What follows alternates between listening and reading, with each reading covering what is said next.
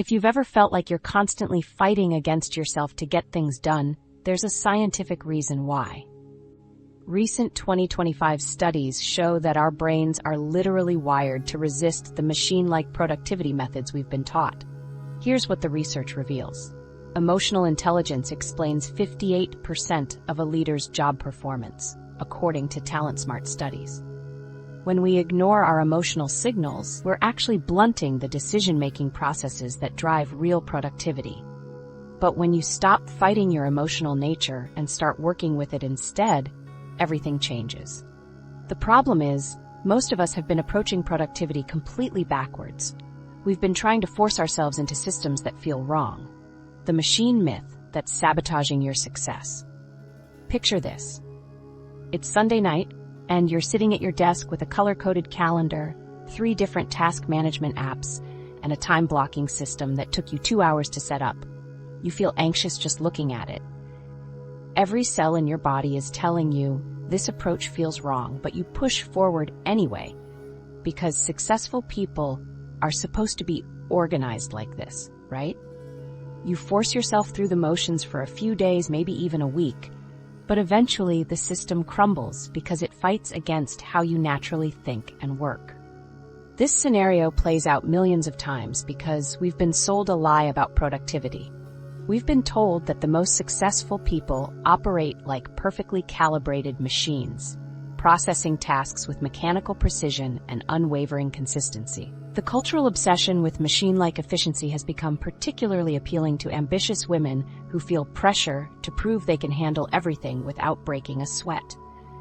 We see Instagram posts of perfectly organized desks and LinkedIn articles about productivity systems, and we think that's what success looks like. But here's what the productivity gurus don't tell you. Your brain doesn't work like a machine, and trying to force it to behave like one actually sabotages your performance. Breakthrough research from 2025 reveals something fascinating about how our minds actually function.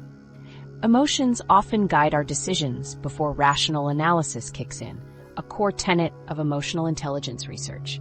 That means every single decision you make, every task you approach, every priority you set is filtered through your emotional system first, whether you realize it or not.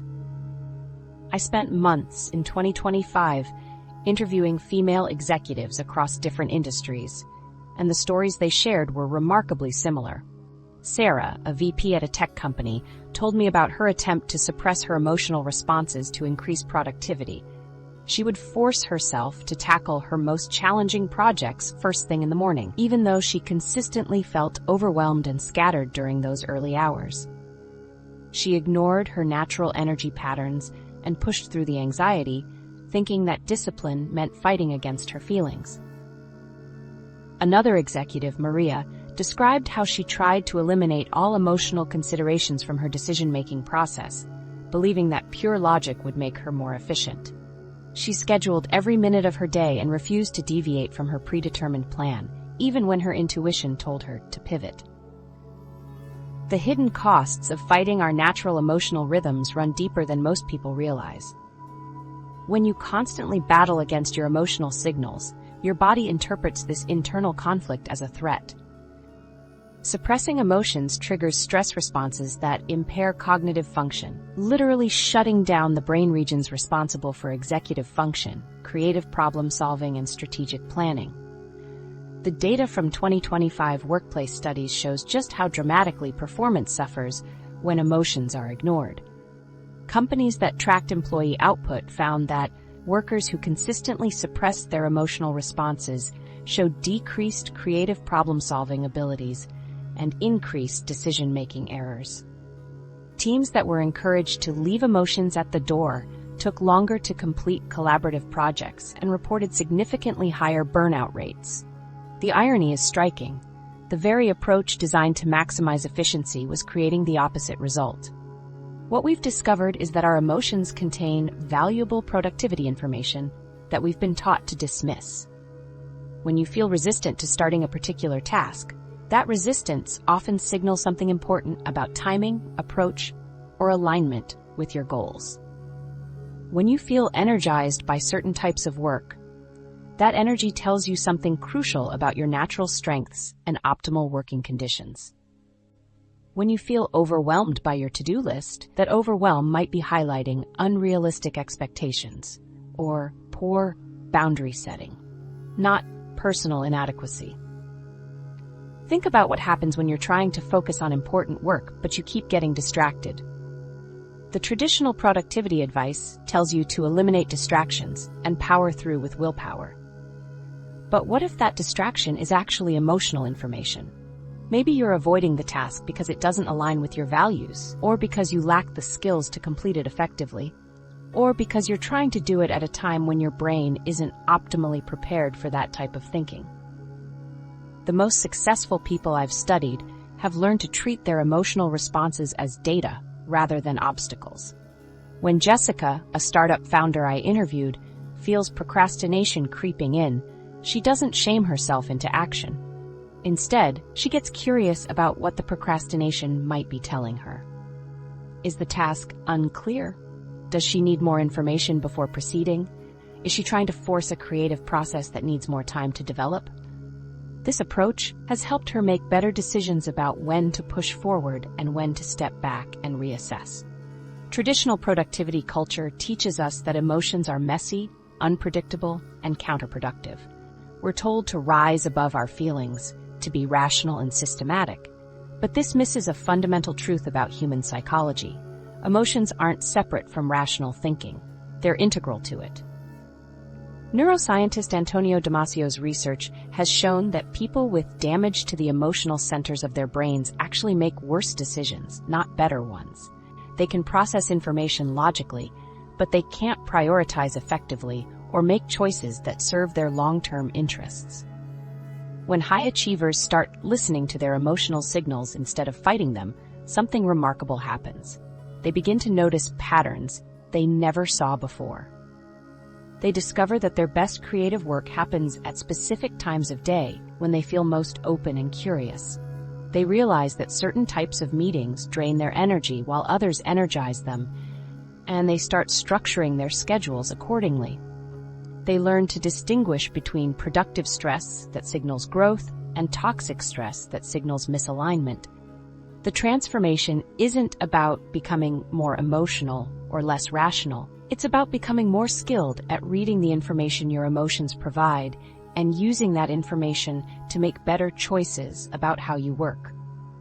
When you stop seeing your feelings as problems to overcome and start seeing them as data to interpret, you gain access to a sophisticated internal guidance system that most people never learn to use. The most productive people aren't emotionless machines operating with cold efficiency. They're emotional masters who have learned to work with their complete human design rather than against it. They understand that sustainable high performance comes not from suppressing their emotional nature, but from developing the skill to translate emotional information into strategic action. But there's one emotion in particular that we've been completely misunderstanding, and it might be the most important productivity signal of all. Why your guilt is actually trying to help you. That emotion is guilt, and it's been completely misunderstood by the productivity world. Here's something that might make you uncomfortable. Most of the guilt you feel about your productivity isn't because you're lazy or undisciplined. It's because you're trying to force yourself to do things that don't actually align with your priorities, your values, or your natural strengths.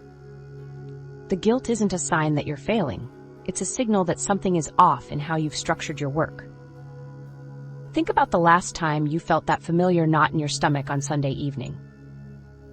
You know the feeling I'm talking about. You're scrolling through your calendar for the week ahead, looking at all the meetings you scheduled, all the projects you committed to, and instead of feeling excited or energized, you feel this creeping sense of dread. We call it the Sunday scaries. But what's really happening is your internal system is sending you information about misalignment. Your guilt is trying to tell you something important about the gap between what you think you should be doing and what actually makes sense for you to be doing. The constant feeling of being behind that so many high achievers experience works the same way. You wake up already feeling like you're losing a race you never signed up for. You check your phone and immediately feel overwhelmed by the emails, the messages, the endless stream of tasks that seem urgent, but leave you feeling empty when you complete them. That persistent background guilt isn't evidence of your inadequacy. It's your internal guidance system trying to get your attention about something that needs to change. New research from 2025 reveals something fascinating about guilt that completely changes how we should think about this emotion. Evolutionary psychologists have discovered that guilt functions as an internal mechanism designed to guide productivity by keeping our actions aligned with our deeper values and genuine priorities. Instead of seeing guilt as a negative emotion that we need to overcome or push through, we can understand it as sophisticated internal technology that's trying to help us make better choices about how we spend our time and energy. This reframes everything. When you feel guilty about not working on a particular project, that guilt might not be telling you to work harder on that project. It might be telling you that the project itself doesn't deserve the space it's taking up in your life. When you feel guilty about saying no to certain commitments, that guilt might not be telling you to say yes to everything. It might be highlighting the fact that you haven't clearly defined what you actually want to say yes to. Sarah, a VP at a tech company, discovered this when she started paying attention to her natural energy patterns instead of fighting them. For months, she had been forcing herself to tackle challenging projects first thing in the morning, even though she consistently felt overwhelmed during those early hours. The guilt about her resistance made her push harder, but when she finally listened to what her body was telling her, she realized her peak creative hours were actually mid-afternoon. By reorganizing her schedule to align with her natural rhythms, her output increased dramatically, and the guilt disappeared. The key insight here is that guilt often points directly toward tasks, commitments, or approaches that don't align with our values or our natural strengths. When you consistently feel guilty about avoiding certain types of work, that avoidance might be smart, not self-sabotaging. Your internal system might be trying to protect you from wasting energy on activities that don't serve your larger goals or that require you to work against your natural abilities. Think about how much energy we waste fighting against guilt instead of investigating what it's trying to tell us.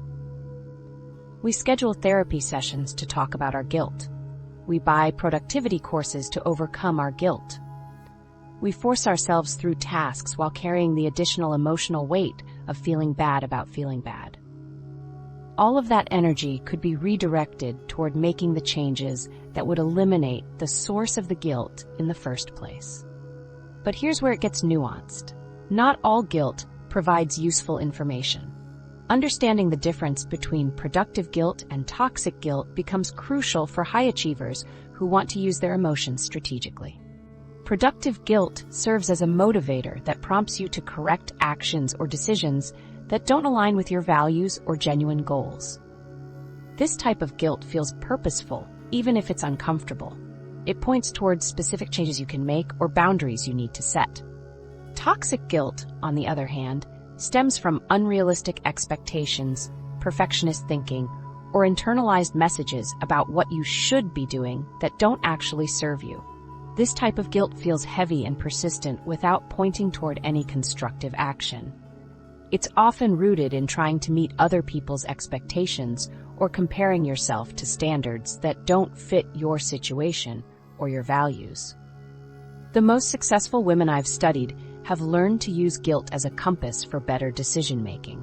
When Rachel, a VP at a consulting firm, feels guilty about declining social events with colleagues, she doesn't automatically force herself to attend more events. Instead, she investigates what the guilt is telling her about her relationships at work and her need for connection versus her need for recovery time. Sometimes the guilt points toward a genuine need to invest more in workplace relationships. Sometimes it points toward unrealistic expectations about being available for every social opportunity. This approach helps high achievers avoid the trap of overcommitting themselves, trying to eliminate guilt through sheer volume of activity.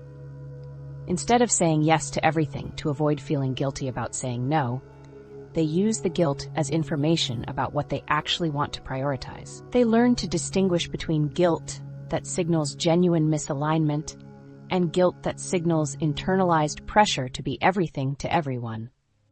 When you start treating guilt as information rather than evidence of personal failure, you can redirect all that energy you were spending fighting against yourself toward making strategic changes in how you work.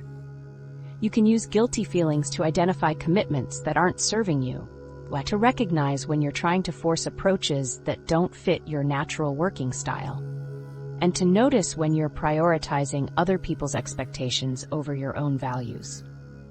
The transformation happens when you realize that guilt isn't a character flaw that proves you're not disciplined enough or ambitious enough. It's your internal productivity system trying to course correct when something is out of alignment. The guilt is trying to help you succeed, not hold you back. But guilt has a darker cousin that's even more destructive to productivity, and most high achievers don't realize how completely it's sabotaging their progress. The shame spiral that kills your momentum. That emotion is shame, and it operates very differently from guilt in ways that can completely derail your productivity. You're working on an important presentation that's due Thursday. Monday comes and goes without much progress. Tuesday, you tell yourself you'll start after lunch, but somehow the day slips away. Wednesday morning arrives and panic sets in. You sit down to work, but instead of focusing on the task, your mind fills with thoughts about how you've already messed up, how you should have started earlier, how you're always doing this to yourself. The shame is so overwhelming that you can't think clearly about the actual work. You spend the morning beating yourself up instead of making progress, which puts you even further behind.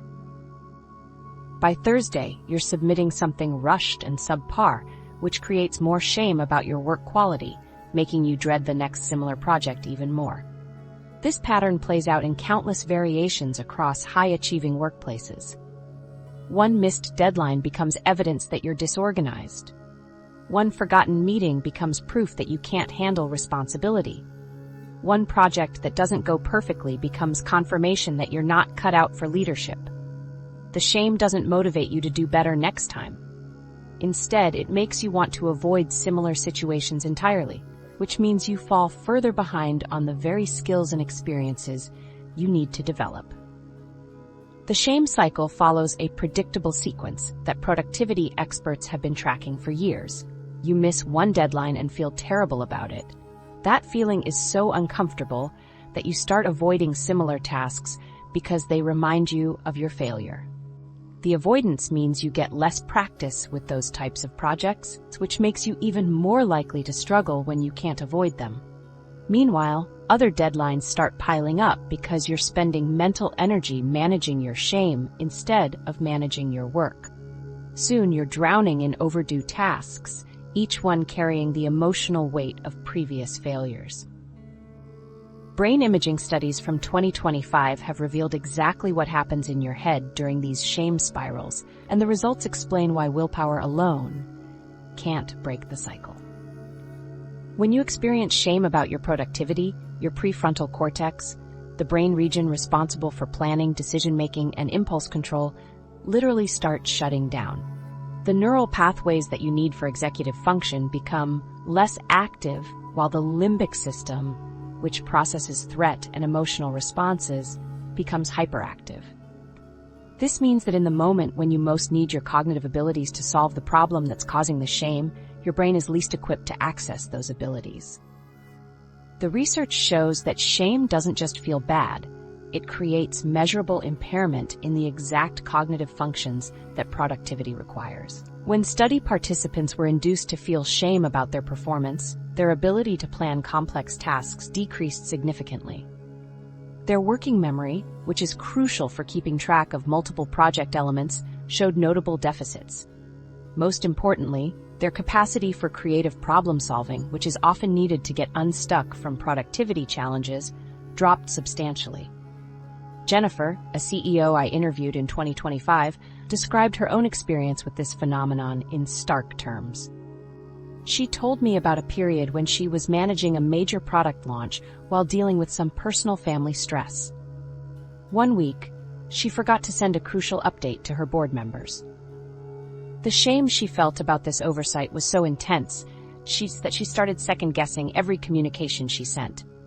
She would write emails and then delete them, rewrite them multiple times, and still feel uncertain about whether they were professional enough. Tasks that used to take her 15 minutes were suddenly taking hours because she was paralyzed by the fear of making another mistake that would confirm her worst fears about her competence.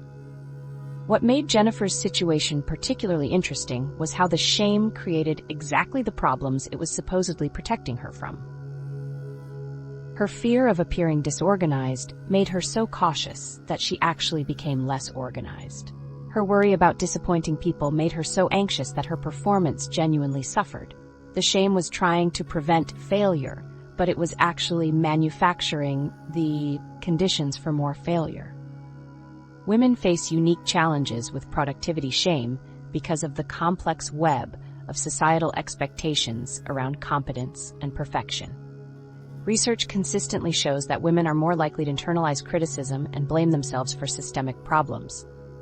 When a project fails, men are more likely to attribute the failure to external factors like insufficient resources or unrealistic timelines. Women are more likely to assume they personally weren't capable enough or didn't work hard enough.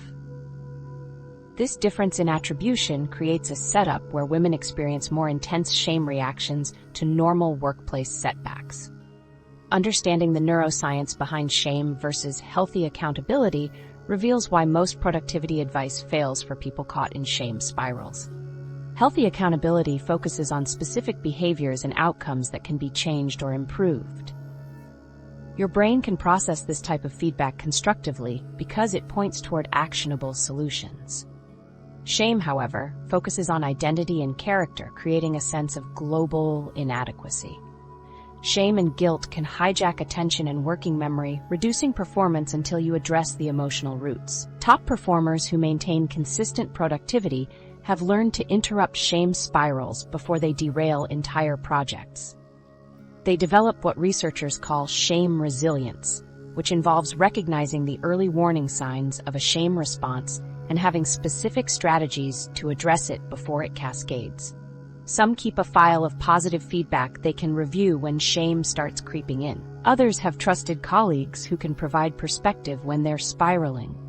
Many have developed internal scripts that help them separate specific mistakes from global judgments about their competence. The most effective intervention involves shifting focus from the person to the behavior. Instead of thinking, "I'm bad at managing deadlines," high performers train themselves to think, "This particular deadline got away from me because I underestimated how long the research phase would take." The first framing triggers shame and avoidance. The second framing points towards specific adjustments that can prevent similar problems in the future. What makes this particularly powerful is that it opens up space for actual learning and improvement. When you're not using all your mental energy to defend against shame, you can analyze what actually went wrong and make strategic changes. You can experiment with different approaches instead of avoiding challenging situations. You can seek feedback instead of hiding your struggles. The transformation from shame-based to learning-based productivity requires recognizing that shame doesn't motivate better performance. It paralyzes the brain systems responsible for productivity. Once you understand this at a neurological level, you can stop treating shame as useful motivation and start treating it as interference that needs to be managed so your actual capabilities can function effectively. But there's another emotion that we've completely misunderstood in the productivity world, one that might act fear, your secret productivity superpower. That emotion is fear, and it operates as a sophisticated guidance system that most people completely misunderstand. Here's something that might surprise you. The projects you're most afraid to tackle are usually the ones that will have the biggest impact on your career and your life. Fear doesn't randomly attach itself to trivial tasks. Fear often signals tasks of high personal significance, as shown by high EQ research. That resistance you feel toward making that important phone call, Starting that ambitious project or having that difficult conversation isn't evidence that you should avoid these things. It's your internal system highlighting exactly what deserves your attention. Think about how fear actually shows up in your daily work life. You have a presentation that could position you for a promotion, but you keep finding reasons to delay working on it. You know you need to have a direct conversation with a colleague about a recurring problem, but you schedule other meetings instead.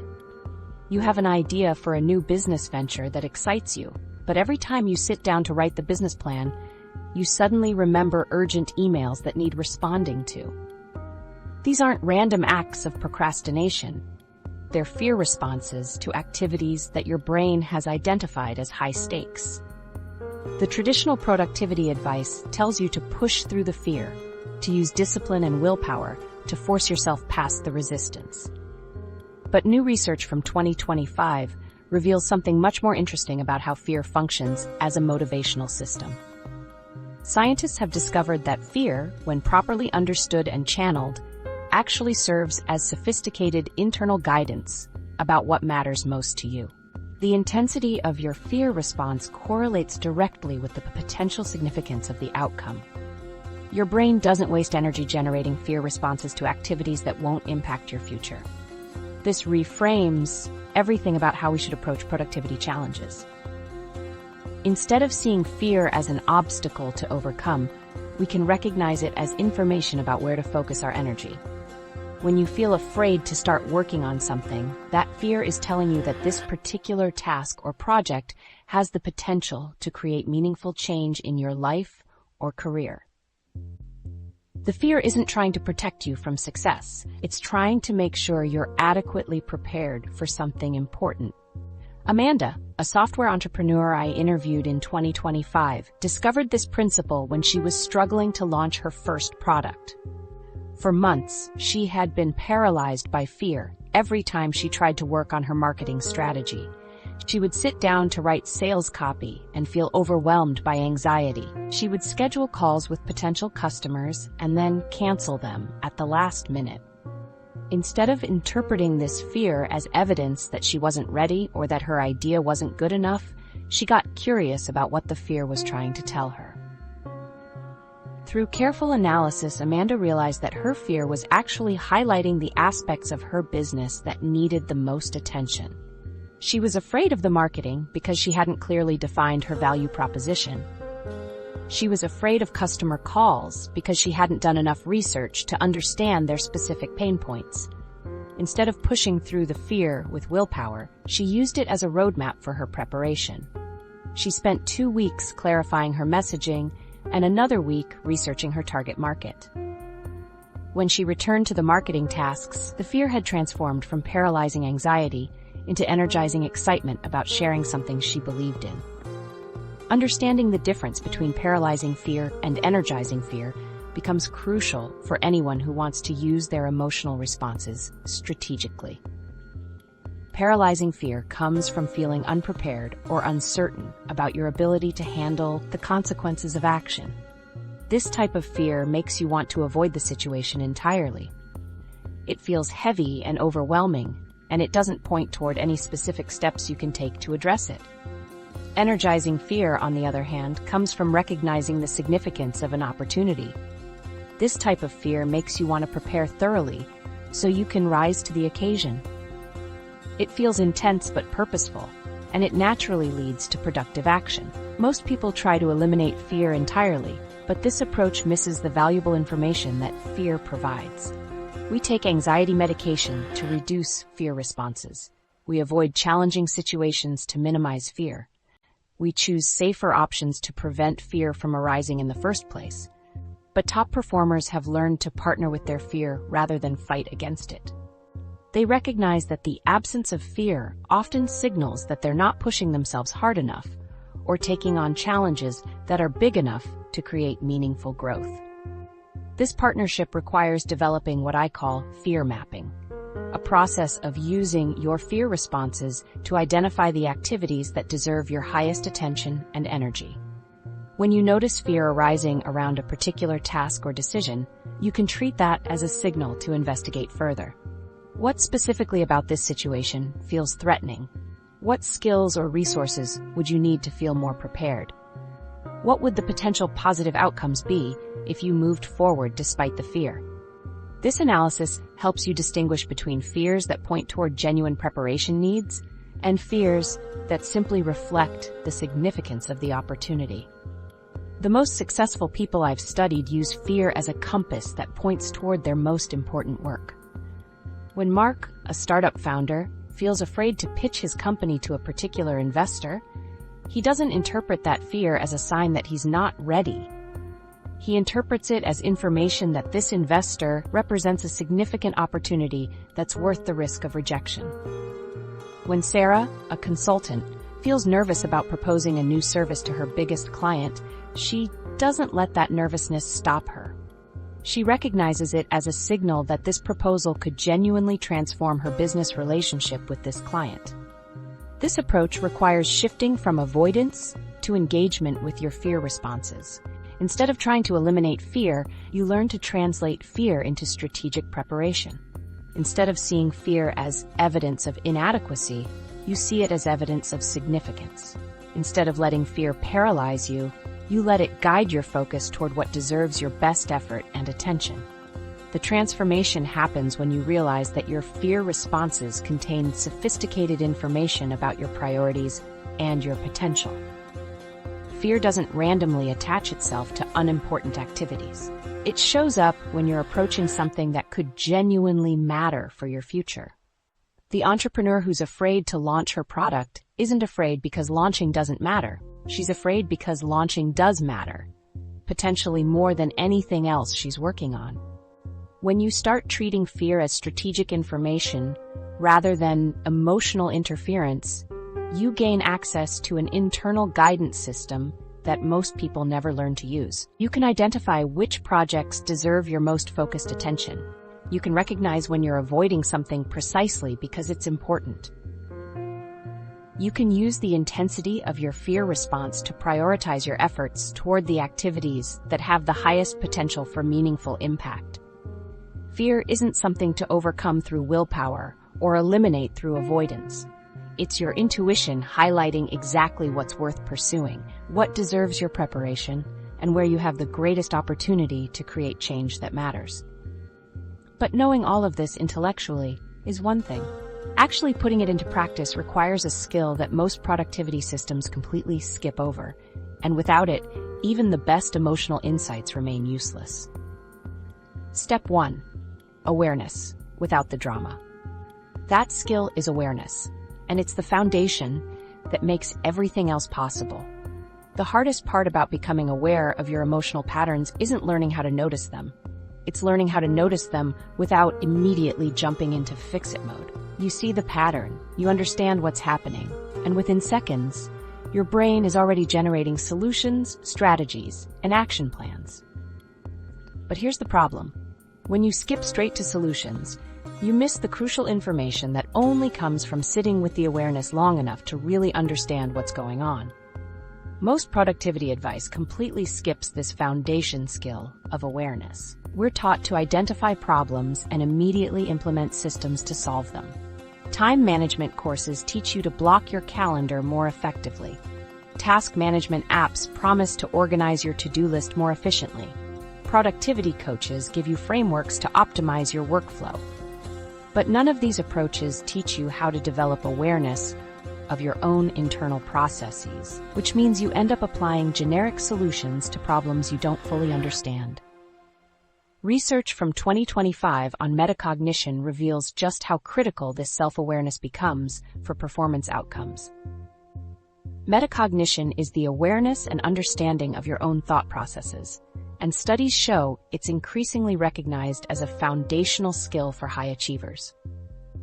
When people develop stronger metacognitive abilities, they can better manage their emotions and make more informed decisions about how they work. The research demonstrates that this heightened self-awareness allows for more effective strategies in the workplace, as individuals can better understand their emotional patterns and how they impact their performance. The successful women I interviewed in 2025 have developed sophisticated practices for emotional awareness that don't look anything like what you might expect. Take Rachel, a VP at a consulting firm who realized her productivity crashes always happened after specific types of client meetings. Instead of just pushing through the exhaustion or trying to caffeinate her way back to focus, she started paying attention to the subtle emotional shifts that happened during those meetings. She noticed that certain clients made requests in ways that triggered her people-pleasing tendencies, causing her to overcommit and then feel resentful afterward. This awareness allowed her to recognize the pattern in real time and make different choices about how she responded to those requests. Another executive, Maria, discovered that her procrastination on strategic planning wasn't about lacking discipline or focus. Through careful awareness practices, she realized that strategic planning sessions triggered anxiety about making the wrong decisions for her team. Once she understood this emotional component, she could address the underlying concern about her decision-making process rather than just forcing herself to sit through uncomfortable planning sessions. Understanding why awareness feels so uncomfortable helps explain why we resist developing this skill. When you become aware of your patterns, you often discover things about yourself that don't match your self-image. You might realize that you avoid certain types of work not because you're lazy, but because you lack confidence in specific skills. You might notice that you're most productive when you ignore conventional advice about morning routines and instead follow your natural energy rhythms. You might discover that some of your productivity struggles stem from trying to meet expectations that don't actually align with your values or goals. This discomfort creates a strong pull toward immediate action. Your brain wants to solve the problem as soon as it's identified, because sitting with the awareness of dysfunction feels threatening. But jumping straight to solutions without fully understanding the problem leads to ineffective interventions that address symptoms rather than root causes. You end up implementing system after system, each one failing because it doesn't account for the emotional reality underlying your productivity challenges. The tendency to rush toward solutions also prevents you from gathering the information you need to make those solutions effective. When you notice that you procrastinate on important projects, your first instinct might be to implement a more rigid deadline system. But if you skip the awareness phase, you miss the opportunity to understand what specifically triggers the procrastination. Maybe you procrastinate because the projects feel too big and overwhelming. Maybe you procrastinate because you're trying to do work that doesn't align with your strengths. Maybe you procrastinate because you haven't clarified what success looks like for these projects. Each of these underlying causes would require different solutions. Developing awareness doesn't require meditation retreats or extensive journaling practices. The most effective awareness techniques are simple enough to integrate into your existing routine without adding more items to your to-do list. One approach involves what researchers call emotional check-ins, brief moments throughout the day when you pause to notice what you're feeling and how those feelings might be influencing your work choices. Another technique involves paying attention to your energy levels and mood shifts in relation to specific tasks or interactions, creating a mental map of what energizes you and what drains you. Some high performers use transition moments as awareness opportunities. When you're switching between meetings, instead of immediately diving into the next task, you take 30 seconds to notice how the previous meeting affected your energy and focus. When you're walking to your car at the end of the workday, you briefly review which parts of the day felt engaging and which parts felt like a struggle. These micro-practices build awareness without requiring dedicated time blocks or complicated tracking systems. The key insight is that awareness creates space between emotional triggers and reactive behaviors. When you're not aware of your emotional responses, you react automatically based on whatever feelings arise in the moment. You feel overwhelmed by your to-do list, so you start working frantically on whatever seems most urgent. You feel anxious about a presentation, so you either over-prepare to the point of exhaustion or avoid preparing until the last minute. But when you develop awareness of these emotional patterns, you gain the ability to choose your response instead of being driven by automatic reactions. This space between trigger and response opens up possibilities that don't exist when you're operating on emotional autopilot. You can recognize when your anxiety about a project is actually excitement in disguise. You can notice when your resistance to a task is pointing toward a legitimate concern that needs to be addressed. You can distinguish between productive stress that signals growth and toxic stress that signals misalignment with your values or capabilities. What becomes possible when you can see your patterns clearly is a complete transformation in how you approach productivity challenges. Instead of fighting against your emotional responses, you can use them as information about what's working and what needs to change. Instead of applying generic productivity solutions, you can design approaches that work with your specific emotional patterns and natural rhythms. Instead of feeling like you're constantly battling against yourself, you can start working with your complete human design. The goal of awareness isn't to fix yourself or eliminate emotional responses from your work life. It's to understand how you actually work so you can make informed decisions about how to structure your tasks, your schedule, and your approach to challenging projects. Awareness gives you the data you need to work with your natural tendencies rather than against them. But awareness alone isn't enough. Once you can see your patterns, you need to study them without letting your inner critic take over and distort what you're actually seeing. Step 2. Observation like a scientist. The moment you start observing your own productivity patterns, your brain wants to turn into a harsh critic. You notice that you're most focused in the afternoon instead of the morning, and immediately you start judging yourself for not being a morning person like all the successful people you read about. You see that certain types of meetings drain your energy for hours afterward, and instead of treating this as useful information, you criticize yourself for being too sensitive or not resilient enough.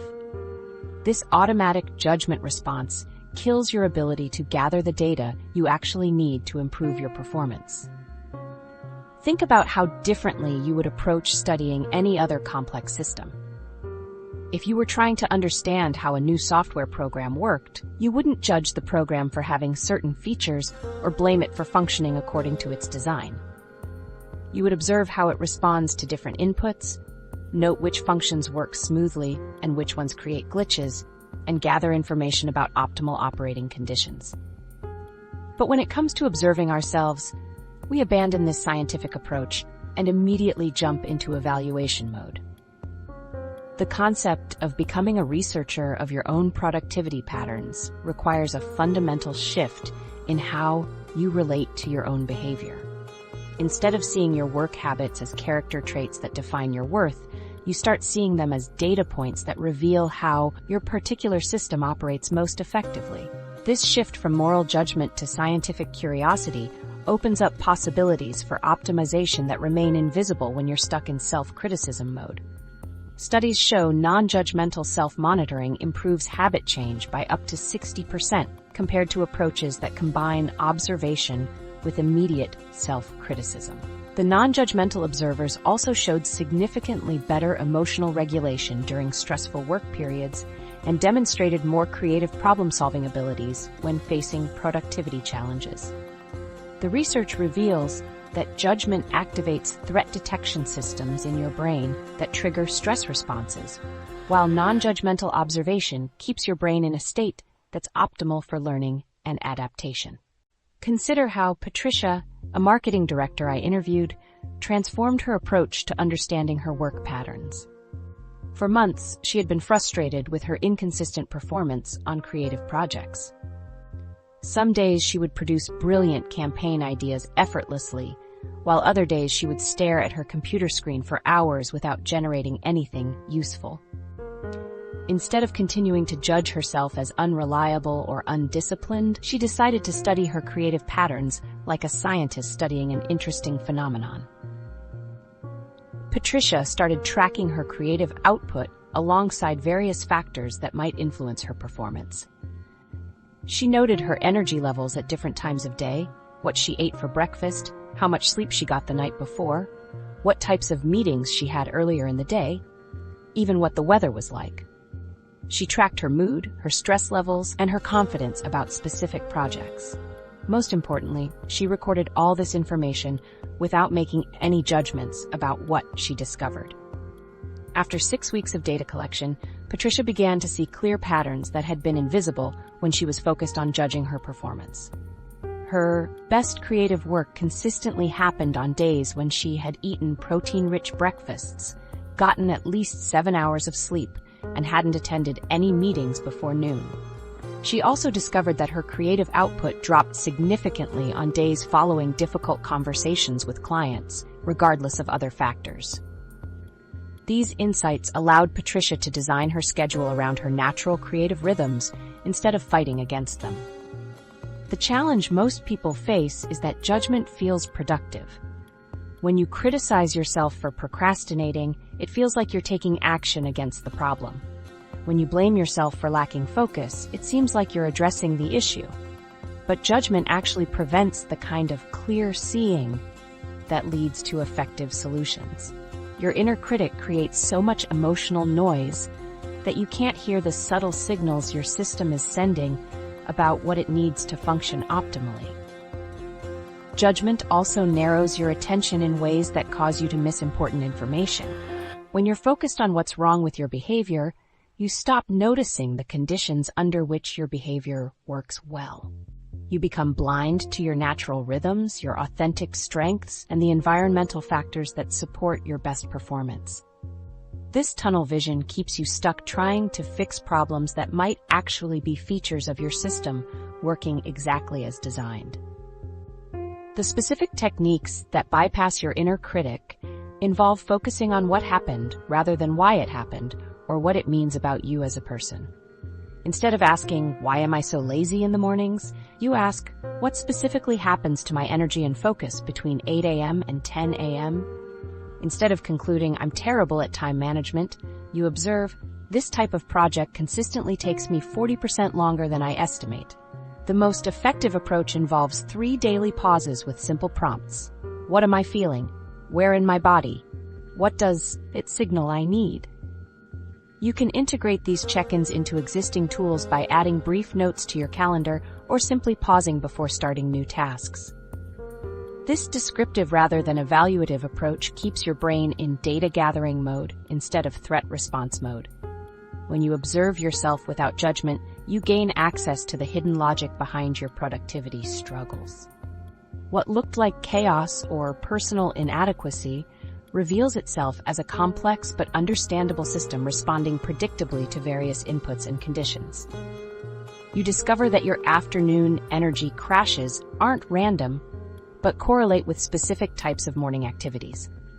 You notice that your motivation for certain projects fluctuates predictably based on factors you can actually control. This understanding becomes the foundation for designing approaches that work with your natural patterns rather than against them. But knowing what you need is only half the equation. The other half involves testing new approaches in ways that actually stick. Step 3. Experimentation that actually works. Most productivity experiments fail within the first week, and it's not because people lack willpower or commitment. They fail because they're designed to fight against your emotional nature instead of working with it.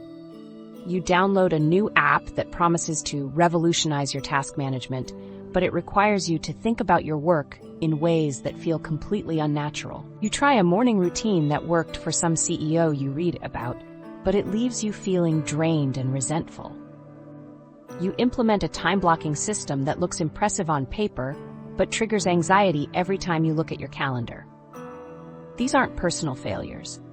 They're predictable outcomes when you try to force your emotional system to adapt to approaches that ignore how you actually function. The key shift happens when you start treating experimentation as a creative design process rather than rigid system implementation.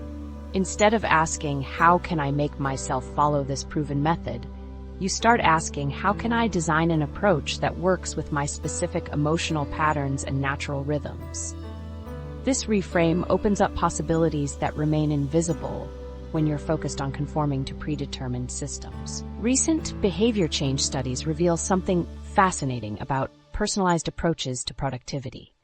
Research tracking thousands of individuals over multiple years found that people who customized their productivity methods based on their emotional responses showed significantly higher success rates in maintaining new habits compared to those who followed standardized programs.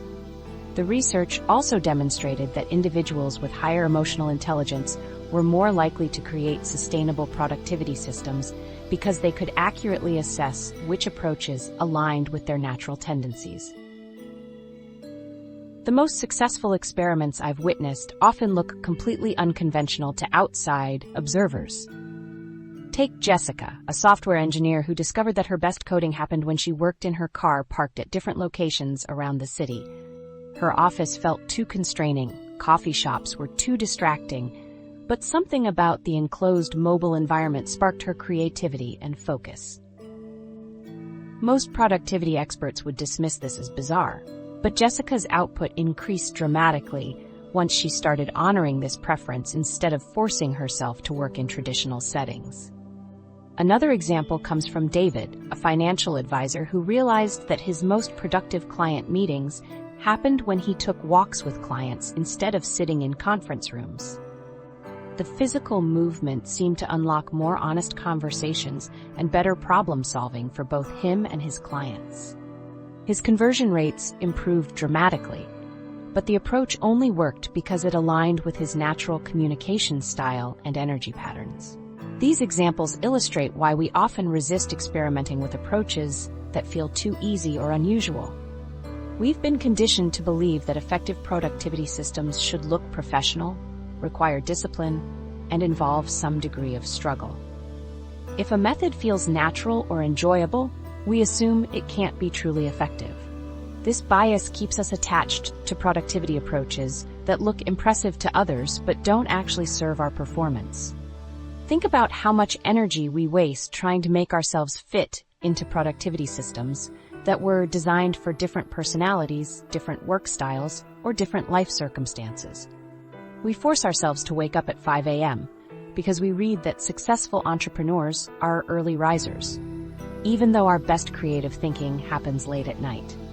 We implement elaborate task management systems because they look sophisticated, even though simple lists actually help us think more clearly. We schedule every minute of our day because it appears organized, even though we do our best work when we have flexibility to respond to our natural energy fluctuations. The attachment to methods that look impressive but don't work stems from our desire to appear competent and disciplined to others and to ourselves. Using unconventional approaches can feel vulnerable because they don't fit standard definitions of professionalism or productivity. But the most successful people I've studied have learned to prioritize effectiveness over appearance, results over impression management.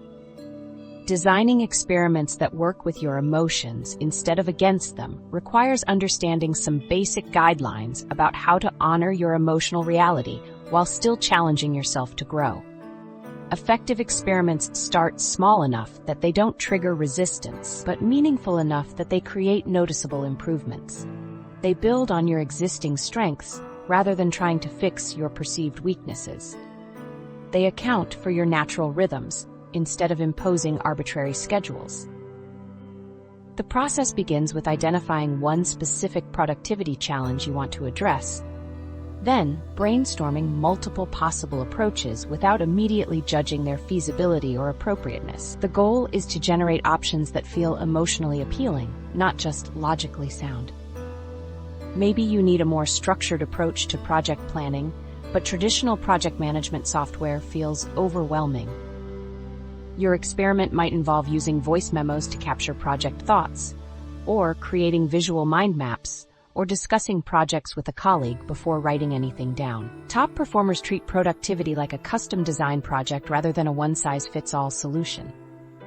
They understand that their optimal work environment, their peak performance times, their most effective communication methods, and their sustainable motivation strategies are unique to their particular combination of personality, skills, and circumstances. They approach productivity experiments with the same creativity and attention to individual fit that they would bring to designing a custom workspace or choosing a personalized wardrobe. This experimental mindset requires shifting from asking, "What should I do?" to asking, "What wants to emerge?" Instead of forcing predetermined solutions, you create conditions for discovering what actually works for your specific situation. You might find that your best strategic thinking happens during long walks, that you're most creative immediately after physical exercise, or that you make better decisions when you sleep on important choices rather than rushing to conclusions. Some of the most powerful experiments involve combining seemingly opposite approaches or integrating elements that don't typically go together. Maybe you need both structure and flexibility, so you experiment with time blocks that can be moved around based on your energy levels. Maybe you need both solitude and collaboration, so you design work sessions that alternate between focused individual work and brief check-ins with colleagues. The transformation happens when you realize that effective experiments don't force you to become someone different. Instead, they help you become more skillfully yourself. They honor your emotional reality while gently expanding your capabilities. They work with your natural design while gradually stretching your comfort zone in sustainable ways. When experimentation is guided by emotional intelligence, you stop trying to make yourself fit into existing productivity frameworks and start creating approaches that amplify your authentic strengths and work with your genuine motivations. This shift from conformity to customization unlocks levels of sustainable high performance that remain impossible when you're fighting against your own nature. But understanding these principles intellectually is different from seeing them work in real life. The women who have mastered this approach have stories that reveal exactly how this transformation unfolds in practice. Real success stories from 2025. Rebecca, a VP of operations at a healthcare technology company, completely transformed her work life in 2025, learning to work with her emotions instead of against them. For 3 years, Rebecca had been struggling with what she called her inbox avalanche problem. Every few weeks, her clean, organized email system would suddenly become an overwhelming mess of hundreds of unread messages. She would spend entire weekends trying to catch up, feeling anxious and ashamed about falling behind on communications that affected her entire team. Before her transformation, Rebecca's productivity metrics painted a concerning picture. She was working 65 hours per week, but only accomplishing about 40 hours worth of meaningful work. Her stress levels, measured through both self-reporting and cortisol testing, were consistently in the high-risk range. Her job satisfaction had dropped to a 4 out of 10, and she was seriously considering leaving a role she had once loved. Most troubling, her team was starting to lose confidence in her leadership because important emails would disappear into her chaotic inbox for days at a time. The specific emotional pattern Rebecca identified changed everything. Through careful observation, she realized that her inbox problems weren't random or due to lack of organizational skills. They followed a predictable cycle that started with a single overwhelming email or a particularly busy period. When she received a complex message that required significant time to address properly, she would unconsciously avoid opening it. This avoidance created a psychological barrier that made her reluctant to engage with her entire inbox. As messages accumulated, her shame about the growing backlog made her avoid email altogether, which created the very crisis she was trying to prevent. Instead of fighting this pattern with willpower or more sophisticated email management software, Rebecca designed an intervention that worked with her emotional reality. She hired a virtual assistant specifically to monitor her inbox and flag when the clean system was starting to turn messy. The assistant didn't manage her emails directly, but served as an early warning system that helped Rebecca intervene at the point where her emotional avoidance was beginning to take hold. This simple change allowed her to maintain a consistently clean inbox because she could address the underlying emotional trigger before it created the larger problem. The results were dramatic and measurable. Within 6 months, Rebecca's productive working hours increased to 50 hours while her total working hours decreased to 45. her stress levels dropped to normal ranges, and her job satisfaction jumped to an 8 out of 10.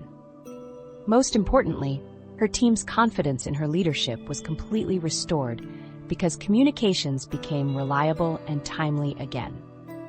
She received her highest performance review in 5 years and was promoted to Senior VP within 8 months of implementing her emotionally aware approach.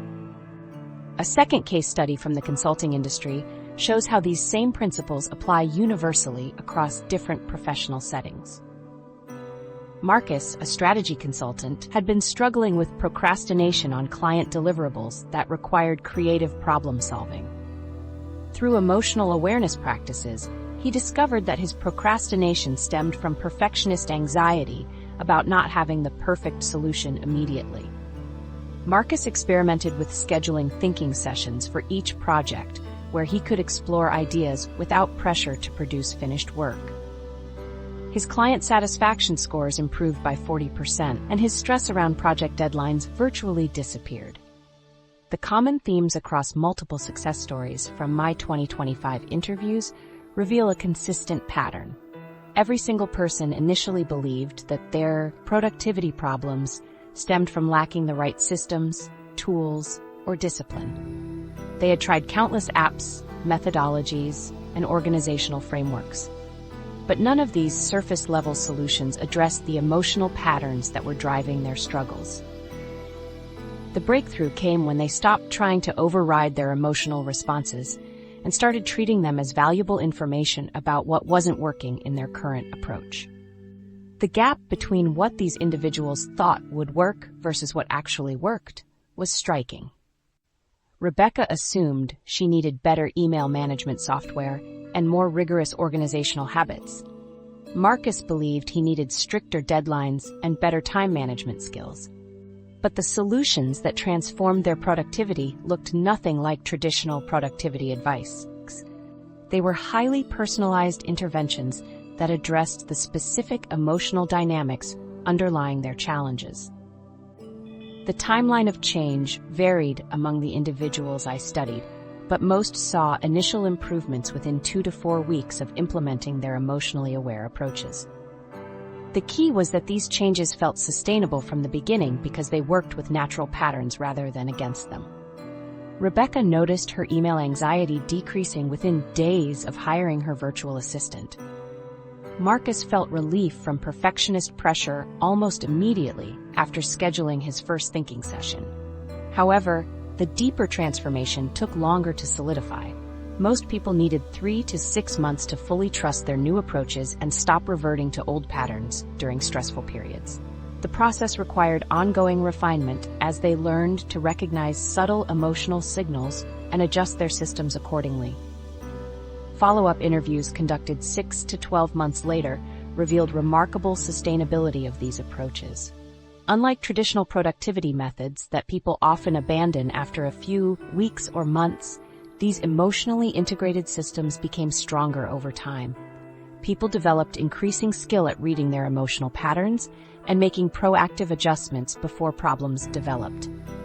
Rebecca told me that her inbox management had become completely automatic because she understood the emotional early warning signs that preceded her old patterns. Marcus reported that his creative process had become more reliable and enjoyable because he had learned to work with his natural rhythms rather than against them. Both emphasized that they felt more authentic and energized in their work because they were no longer fighting their own design. What struck me most about these success stories was how ordinary these people were before their transformations. They weren't superhuman achievers with unusual capabilities or circumstances. Rebecca had struggled with email management for years, despite being highly intelligent and motivated. Marcus was a talented consultant whose perfectionism was actually holding back his performance. They were regular professionals who had learned to work with their emotional patterns instead of treating them as obstacles to overcome. The key insight from all these cases is that sustainable productivity isn't about becoming someone different or eliminating your emotional responses. It's about developing the skill to translate your emotional information into strategic action. These aren't people who conquered their emotions through discipline and willpower. They're people who learn to partner with their emotions to create work lives that feel both highly productive and genuinely sustainable.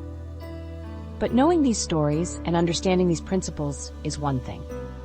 Actually knowing where to start when you want to implement this approach yourself is something else entirely.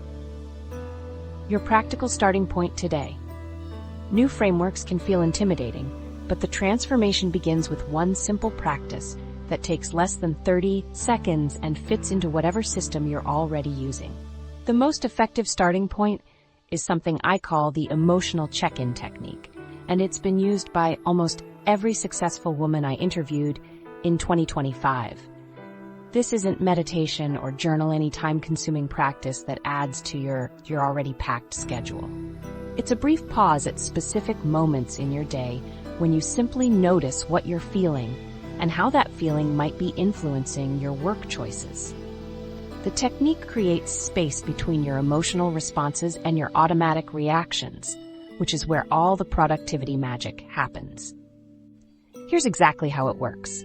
3 times during your workday, you pause for about 20 seconds and ask yourself 3 simple questions. The first question is, what am I feeling right now?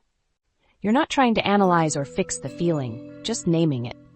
Maybe you're feeling rushed or anxious or excited or frustrated. The second question is, where do I feel this in my body? Maybe your shoulders are tense or your stomach feels tight or you have energy buzzing in your chest. The third question is, what is this feeling telling me about what I need right now? Maybe the tension in your shoulders is telling you that you're trying to force a task that would work better later in the day.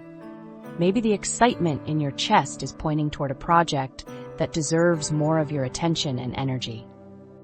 The specific prompts that make this practice most effective come directly from the women who have mastered this approach. Instead of asking vague questions like, how do I feel? You ask precise questions that generate actionable information. What am I avoiding right now, and why? Helps you identify emotional resistance that might be pointing toward important information. What would make this task feel more doable? Helps you recognize when your approach needs adjustment rather than more willpower. What am I most curious about right now? Helps you identify where your natural energy wants to flow. You can integrate this emotional awareness into whatever productivity tools you're already using without learning new systems or downloading new apps. If you use a task management app, add a small note field where you capture your emotional check-in responses. If you work with a paper planner, leave a small space in each time block for noting your energy level and any emotional signals. If you prefer digital calendars, add brief emotional observations to your meeting notes or task descriptions. The key is making emotional awareness a natural part of your existing workflow, rather than a separate practice you need to remember. What you'll discover about yourself in just the first week will surprise you. Most people notice patterns they've never seen before within 3 to 5 days of consistent emotional check-ins. You might realize that your afternoon productivity crashes aren't random but consistently happen after certain types of morning meetings. You might discover that tasks you've been avoiding actually become engaging when you approach them at different times or in different environments. You might notice that some of your productivity guilt comes from trying to force work rhythms that don't match your natural energy patterns. The resistance and obstacles that commonly come up have predictable solutions that successful people have already figured out. Many people initially feel silly asking themselves about emotions in a work context because they've been taught that feelings don't belong in professional settings. The solution is remembering that you're gathering strategic information, not having therapy at your desk. Others worry that paying attention to emotions will make them more emotional or less rational. Actually, the opposite happens. When you acknowledge emotions rather than suppressing them, they provide useful information and then naturally fade into the background. Some people resist because they're afraid of what they might discover about themselves or their work situation. This resistance often points toward the most valuable insights. If you feel afraid to ask yourself what you're avoiding, that's probably the exact question that will unlock your biggest productivity breakthrough. If you resist asking what would make a task feel more doable, that resistance might be protecting you from realizing that the task itself doesn't align with your goals or your strengths. The practice evolves and deepens naturally over time without requiring more time investment or complicated techniques. In the first week, you're mostly just learning to notice emotional signals that you've been unconsciously ignoring. In the second and third weeks, you start recognizing patterns in how your emotions relate to your energy, your focus, and your motivation. By the end of the first month, you're using emotional information to make proactive choices about your schedule, your approach to challenging tasks, and your responses to workplace stress. After 2 or 3 months of consistent practice, the emotional check-ins become automatic and instantaneous. You don't need to formally ask yourself the questions because you're constantly aware of your emotional state and what it's telling you about your work. You naturally adjust your approach based on your energy levels. You recognize when procrastination is pointing toward legitimate concerns that need to be addressed. You use guilt and anxiety as information about alignment rather than evidence of personal failure. The compound benefits create ripple effects that extend far beyond productivity improvements. When you become skilled at reading your own emotional signals, you also become better at recognizing emotional patterns in colleagues, family members, and friends. Your communication improves because you can identify when emotions are influencing conversations and address underlying concerns rather than just surface-level disagreements. Your decision-making becomes more reliable because you can distinguish between choices that align with your values and choices that look good but don't serve your actual goals. Your stress levels naturally decrease because you're working with your emotional reality rather than fighting against it. Your confidence increases because you're making decisions based on accurate self-knowledge rather than generic advice that may not fit your situation. Your relationships improve because you're less reactive and more responsive to both your own needs and other people's emotional signals. The most powerful aspect of this approach is that it builds on itself without requiring additional effort. Each emotional check-in gives you information that makes the next check-in more useful. Each pattern you recognize helps you identify other related patterns. Each small adjustment you make based on emotional information creates conditions that support even better emotional awareness. You don't need to become a different person or eliminate your emotional responses to transform your productivity. One small shift in awareness creates ripple effects everywhere, because emotions influence every aspect of how you work, how you make decisions, and how you respond to challenges. The emotional check-in technique is your entry point into working with your complete human design rather than against it. What you're learning isn't just a personal productivity hack. You're getting ahead of a fundamental shift that's already transforming how the most successful organizations think about performance and human Companies potential. Across industries are discovering that the old model of treating employees like efficient machines no longer works in today's complex work environment. Top companies are integrating emotional intelligence into leadership development, recognizing that sustainable high performance requires understanding the emotional dimensions of work. The Global Wellness Institute reports that organizations are now embedding well-being into their governance structures, their leadership development programs, and their daily operating practices. This isn't just feel-good corporate messaging. It's a preventative, science-backed approach that companies are adopting because the data shows it drives measurable improvements in employee engagement and performance. The numbers behind this shift are compelling enough that even the most profit-focused organizations can't ignore them. Companies that prioritize comprehensive employee well-being, which includes addressing the emotional dimensions of work, report productivity increases of up to 20%, along with significant reductions in absenteeism. When employees feel supported in managing their emotional responses to work challenges, they demonstrate greater engagement and innovation, which translates directly into improved quality outcomes across all types of projects and deliverables. What's particularly fascinating is how artificial intelligence itself is being designed to work with human emotional patterns rather than replace them. Instead of creating AI systems that ignore human feelings and emotional needs, developers are building technology that recognizes emotional signals and adapts accordingly. AI-powered productivity tools are starting to learn individual emotional patterns and suggest optimal timing for different types of work based on energy levels and stress indicators. Some systems can detect when someone is experiencing decision fatigue and recommend breaks or task switching. Others monitor communication patterns to identify when teams are experiencing emotional strain that might affect collaboration and suggest interventions before problems escalate. The AI integration goes deeper than most people realize.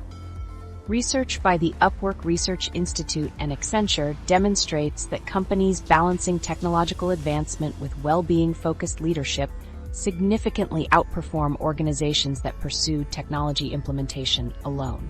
This suggests that emotional intelligence may be the critical factor that determines whether companies can fully realize the benefits of their AI investments.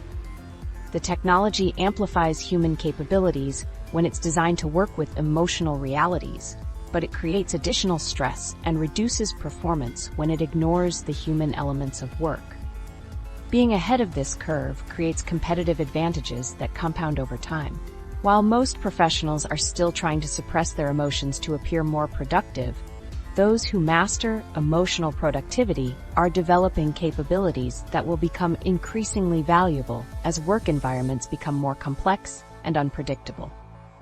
They're learning to read subtle emotional signals that indicate when teams need different types of support.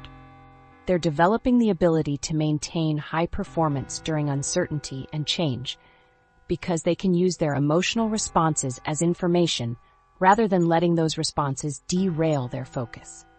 The shift toward more complex and creative work makes emotional skills even more crucial. As AI handles routine analytical tasks, human workers are increasingly responsible for creative problem-solving, strategic thinking, and relationship management. These higher-level cognitive functions are deeply influenced by emotional states. Someone who can recognize when their anxiety is pointing toward genuine risks versus when it's just reflecting general uncertainty will make better strategic decisions. Someone who can distinguish between productive creative tension and unproductive stress will generate more innovative solutions to complex problems. The vision of what becomes possible when entire teams and organizations adopt these principles is remarkable. Imagine workplaces where people can acknowledge when they're feeling overwhelmed without being seen as weak or uncommitted. Picture teams that can recognize when conflict stems from emotional triggers rather than genuine disagreements about strategy, allowing them to address root causes instead of arguing about symptoms. Think about organizations where leaders can identify when their teams need different types of support based on collective emotional patterns, preventing burnout before it affects performance. In these emotionally intelligent organizations, meetings become more productive because people can recognize when discussions are being driven by fear or defensiveness, rather than strategic thinking. Project timelines become more realistic because teams can acknowledge the emotional energy required for different types of work, not just the logical steps involved. Innovation increases because people feel safe to propose ideas that might not work, knowing that emotional reactions to failure can be processed constructively rather than creating shame spirals that prevent future risk-taking. The Global Wellness Institute identifies well-being intelligence as a core leadership competency that's becoming essential for navigating the human dimensions of technological transformation. Leaders who excel in this area can leverage AI systems effectively while creating environments where human potential thrives. They understand how to foster psychological safety in digital workplaces, maintain human connections amid increasing automation, and support holistic employee development that includes emotional skills alongside technical capabilities. These forward-thinking leaders measure success through both performance indicators and well-being metrics, recognizing that sustainable high performance requires attending to the emotional health of their teams.